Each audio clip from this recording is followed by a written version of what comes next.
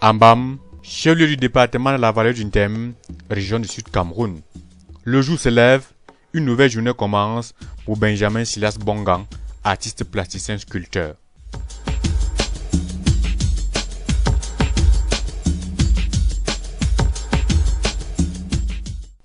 Il nous ouvre les portes de son univers.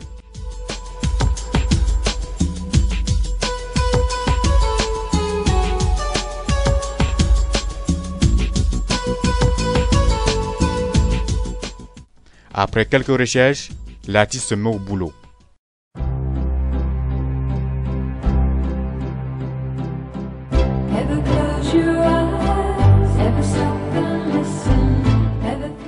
Originaire du littoral, Benjamin Silas voit le jour le 10 septembre 1979 à Libamba, dans la région du centre. Huitième d'une famille de 9 enfants, il éprouve très tôt une passion pour le dessin avant de se consacrer à la peinture. Ses débuts sont difficiles à cerner. Au fait, il est difficile pour moi de vous dire comment je suis entré et quand je suis entré. En fait, c'est l'instant présent. Je sais juste que pour le moment, je suis à l'intérieur, je suis dans l'art.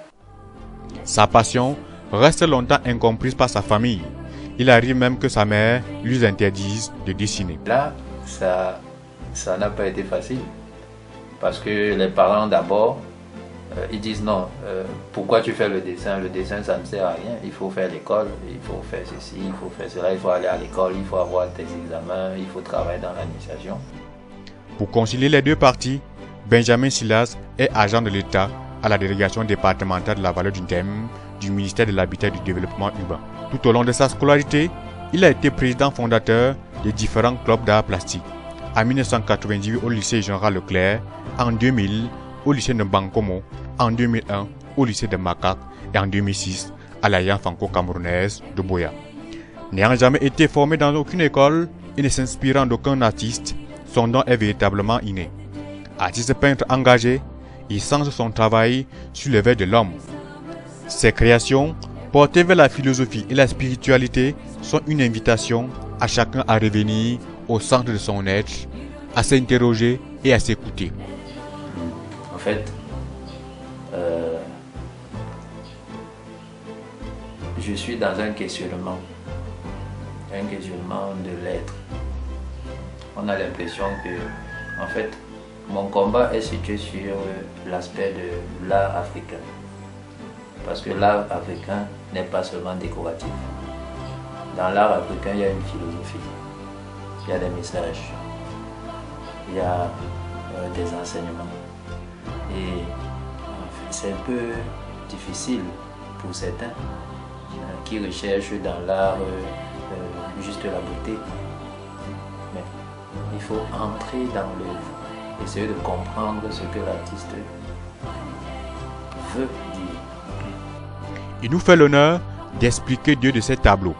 Celui-ci, par exemple, c'est la quête. Elle a pour titre la quête. La quête est basée sur 3 chemins.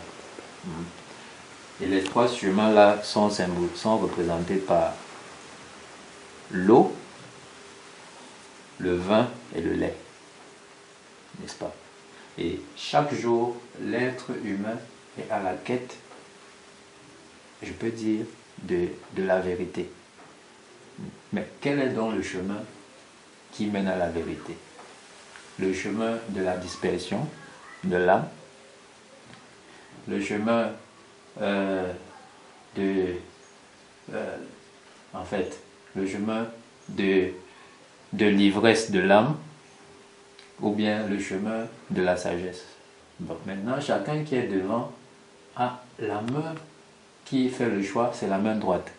La main droite ou la main gauche ont des significations. Ici, on a la main gauche qui symbolise le doute. Parce que chacun est face à un doute. Il se pose des questions. Le titre est en langue maternelle. Comme je suis Bassa, le titre c'est Bankambele. Bankambele, cela veut dire on n'attache pas un cours d'eau. Même si on fait comment, le cours d'eau va toujours s'écouler. Même si on fait comment. Et les carreaux qui sont représentés là symbolisent le temps. Quel que soit le temps, quel que soit le moment, on ne peut pas changer le destin de l'être. Ces objectifs sont multiformes. Sensibiliser l'opinion publique sur les fléaux et dérives sociales qui entravent le développement de l'être humain. Cultiver le sens du progrès communautaire par l'acceptation des différences. Son studio d'habitation est transformé en musée d'exposition. L'artiste Benjamin Silas prépare un grand événement sur la production de ces différentes œuvres. En attendant le moment venu, contemplons le paradis terrestre.